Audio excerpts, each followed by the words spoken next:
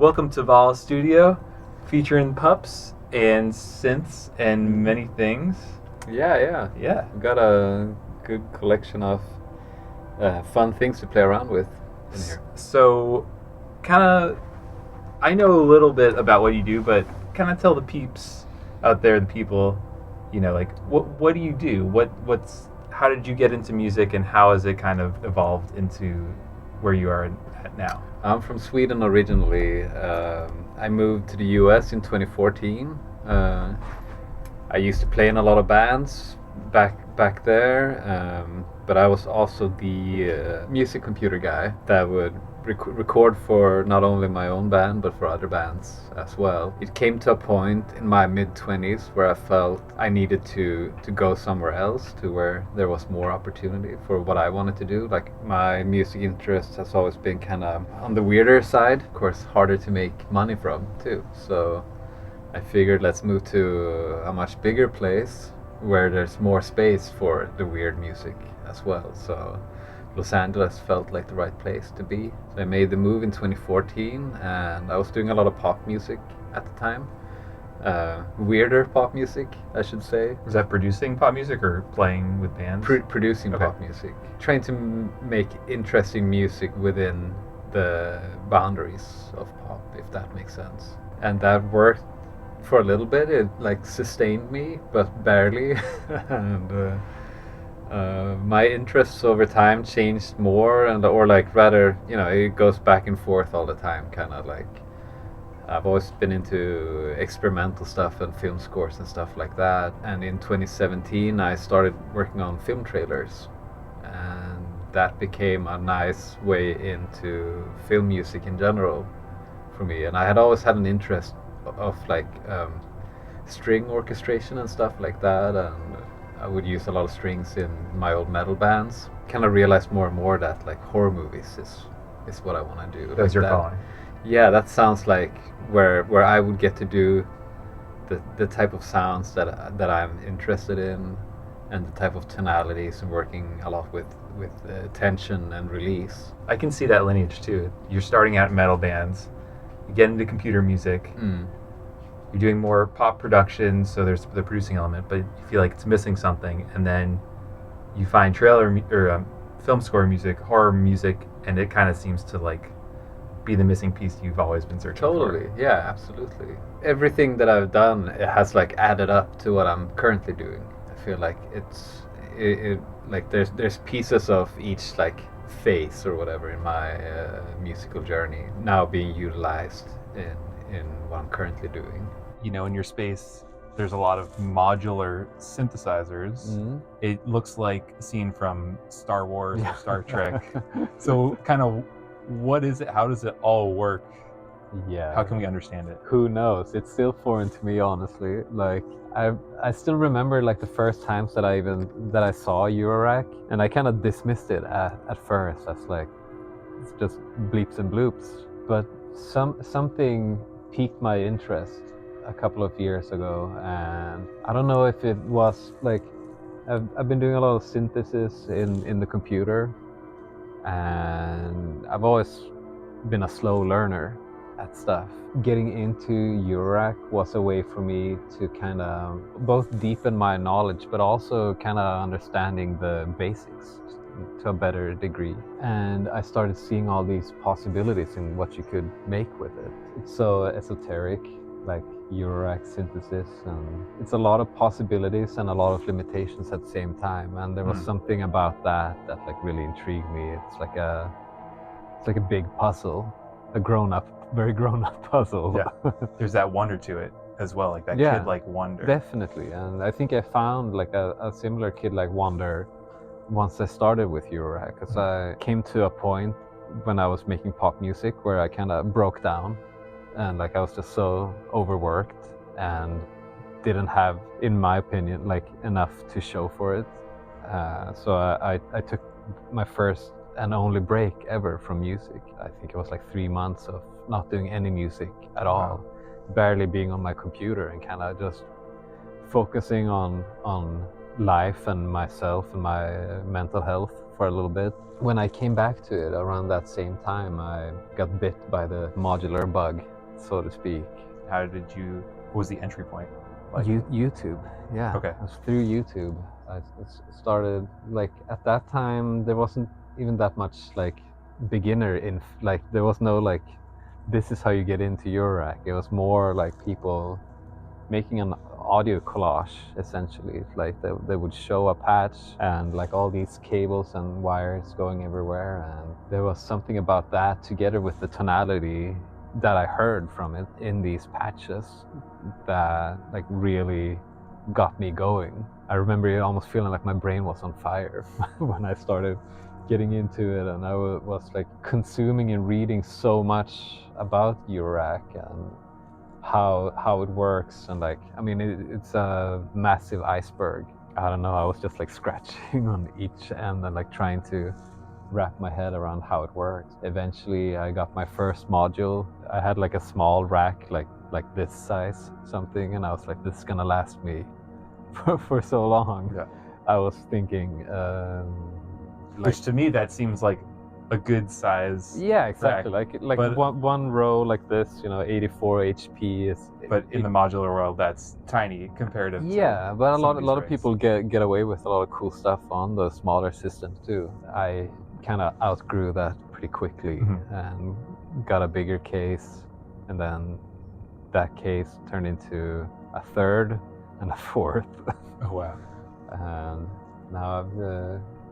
now I have them now I have most of my modules within these 3 different racks over here. And so you've helped design and create a few modules, is that correct? One module. One module. Okay, so how did that come about? So it's my buddy Nick who made this little sound box. We've made a couple of these together as well. This is essentially just a piezo or contact mic inside of it, and it's a fun little noise maker. But he also makes Eurorack modules, and he made the Eurorack mixer that we were looking at earlier. And I don't know, I've always wanted to, like, have my own module, and I had this idea for a passive module, a module that doesn't require a power source on its own. Because most modules normally require exactly. power. Okay. Each module has its own power connected to it on the back, but this one doesn't. And there's a couple of advantages with that. Like, power is always limited, and it's a little bit of math, kind of counting each module how much the power draw is. Because I'm coming from a pedal board world, it's kind of the same where your power supply can only output, exactly, however many milliamps. There's only so many, and then you have to figure out, okay, the boss uses this much, this uses that much. So the same is true for. Exactly. And is there different power supplies that provide more or less power, or is it pretty consistent with a case? There's definitely bigger and smaller power supplies for sure. Yeah, definitely. And one power supply basically powers the whole case. Exactly. Okay. Yeah, the power supply is a module on its own too. Oh wow! So one of those modules is a power supply. Yeah, but it's on the side of these racks. Okay. So you can't see it because it's only pretty much just a on-off switch. Okay. And then, like, another output if you want to link several cases together, which you would want to do. Yeah. Yeah, exactly. But it's only the power that's linked. The rest, when you want the modules to talk to each other, you plug stuff in the front panels of each module, and it's very tactile in that sense. So you guys created this passive unit. Yeah, it's like a passive audio and audio mangler, essentially. It can sound like a fuzz pedal. Whoa. It can sound like weird electronic kind of clicks and pops from powering up this chip. So you're using external power for it to kind of, and it goes really quick that you power this chip up and down. And you can do it so fast that it turns into audio wraiths. Here we go. Made it. There, yeah. It's the old boy. So when you started getting into the modular world, were you doing horror music or film music at that point, or that came kind of first? Yeah, I was doing a lot of film trailers. Okay. Mostly when I first started. Like used it a lot for, and still do today, is more soundscape things. I can set it up to be like a synth voice and stuff like that, and play it with a keyboard, and I'll do that every now and then.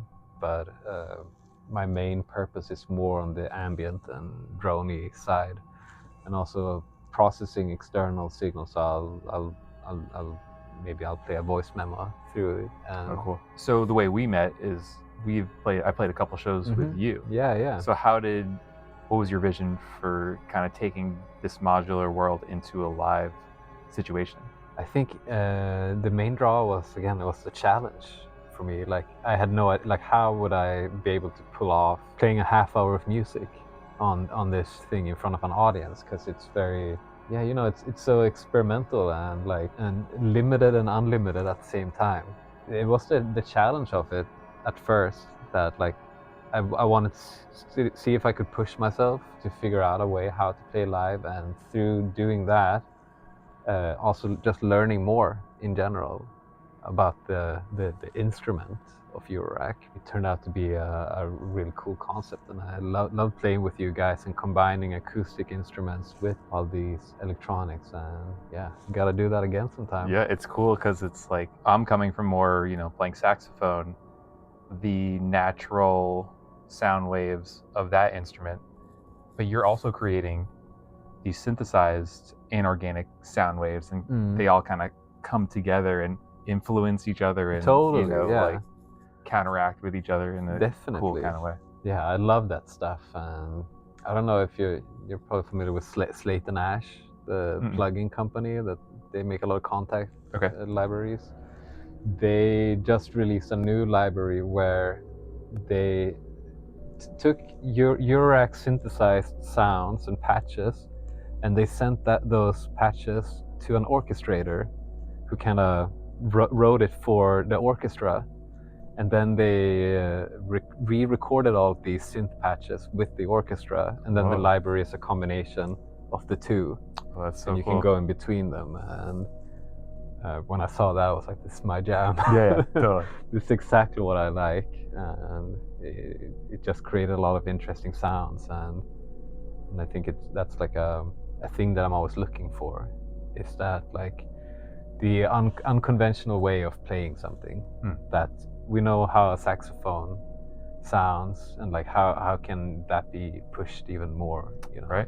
What's the community like in the Eurorack modular world? Because it's even though it's creating music and sounds, you don't have to be proficient on piano to be proficient on that instrument. Yeah. It's interesting because I feel like I know people that are like concert level pianists and that do Eurorack as well, and then I know other people that are like computer programmers that got into it that way, and they all meet in the middle somehow of that. But it's a great community and like super helpful. And when I started posting stuff on my Instagram and stuff, like I immediately got a lot of support from other like similar channels and accounts, and made so many friends right away. Most of these modules I've bought on the used market. So, and here in LA, there's a lot of nerds. Yeah. So it's a lot of fun to like. And another way to get out of the studio is to go buy a module from someone. Right, and then you get to meet this person. And exactly, and then you meet them and you talk about their stuff, and so it's a great and really welcoming and warm community of passionate people. I see you've been on tour recently on bass with what was the band? The band is called IMMINENCE. Okay. They're a Swedish death metal band, essentially, with a lot of string arrangements too. Okay. They have a very cinematic sound, and I'm working a little bit with them now as well on their new music. And cool. I created the intro for the show on the tour that I was on. That's cool. And that must be cool. You kind of are about to go out to play a show. There's that excitement. You're about to hit the stage. The lights are off. But then like hearing your song kind of playing as your like entrance music, that's cool. Yeah, definitely. It's a lot of fun, and like they were like, give us like 8 minutes of like whatever you want. Whoa. So I made a kind of a journey of stuff. Sick. And a lot of weird sounds, and combined with string arrangements and extended techniques and stuff like that. And yeah, and right now I'm actually working on their festival intro. Oh wow. Like a shorter version of what we did, something that has to kind of be 1 minute instead of 8 minutes. Mm-hmm. It's a lot of fun, and I get to use the Eurorack for that, as well as the electric guitar and as well as pieces of their music, and kind of remixing it and warping those sounds further and seeing how far you can take it. Where can people check out your music? What's kind of next on the agenda, or the next direction you want to kind of go? I've been working on a lot more on ambient music this year. So I have an EP coming out on June 6th on Avant Garden. Okay, put a link right here. There it is. Click it, check it. Yeah, that type of music, it's like more focused for like meditation and sleeping and things nice. like that. Mm-hmm. But it's the same thing there. It's like creating a mood and a soundscape through these sounds and with these machines, and combining that with organic sounds like strings and winds and woods. Like, so I'm really excited for that. We got a short film coming out pretty soon too. It's a little horror film, and a lot of trailers.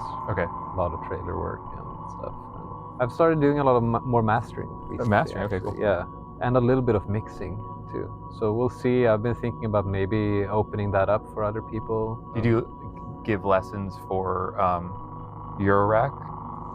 Kind of getting into that world, or people who want to learn more? Somewhat. Okay. But I wouldn't. I don't feel like I'm qualified enough to be a full-on teacher in it. I feel like for me, it's more about inspiring them to, be brave enough to just try stuff out and see what sounds good and what doesn't. And right.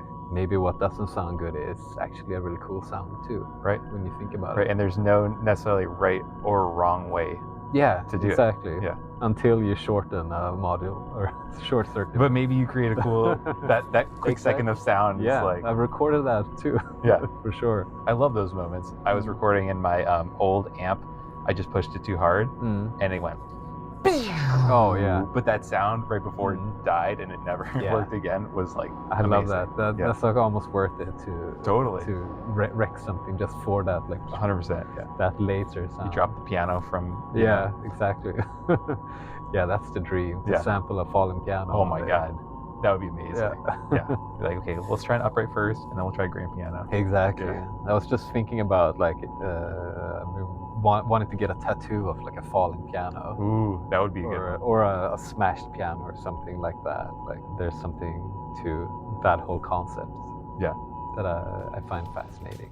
Well, thanks, man. Appreciate it. Thanks for course. letting me come over. And Yeah, this is awesome.